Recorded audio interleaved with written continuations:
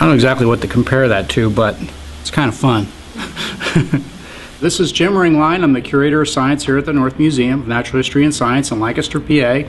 And we've got a really great demonstration that we'll be sharing with the public, particularly this coming week between Christmas and New Year's here at the museum. The idea is that this superconducting material floating above magnets is really nothing new. Well, what's special about this crystal is that the sapphire itself has a crystal structure that keeps it stabilized when it's doing this kind of thing. So from its creators, they call this quantum levitation. And the reason that they call it that is because it's got a peculiar quantum effect related to the sapphire crystal that's in this. So first thing that I'd show you here is this is really the dynamic element of this that's been created by this group in Tel Aviv. This is a disc that has gold on one side. You can see the gold. It's really, the gold is just a protective coating on there. And then you can see on edge that it's very thin. And in the thin layer are two very important components. One is a superconducting material, and then the other one is a sapphire crystal. And what we do with the superconducting material is we've got to cool it down to liquid nitrogen temperature, which is really cold, only 77 degrees Kelvin. And the way we do that is we put together this little package, which is what I'm going to do right here. So we take a foam disc. There's nothing special about this, just a foam that I'm going to put on top of this right here and make sort of a covered disc out of it. I'm going to pour liquid nitrogen out into a container. We're going to put this disc in there. The liquid's going to get inside of here, get in with the foam and the other crystal materials, and then it will make it very cold down to the temperature where the superconducting material will really become superconducting.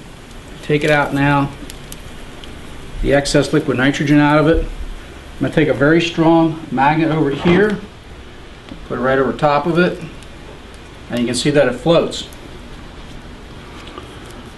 Now the interesting thing about this is having things float above other magnets is not that unusual. A lot of people maybe played around with magnets floating on top of other magnets, but what's unusual about this is how particularly stable it is. I can twist it and twist it like this, and it stays there. It doesn't want to rotate or jump around like other magnets would if they're up on top of other magnets, because it's not really a magnet, it's a superconducting material.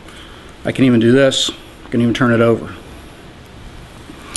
Now, one of the other things that's really interesting about this is this one stays pinned any orientation, and if I try to twist it, it doesn't really do anything.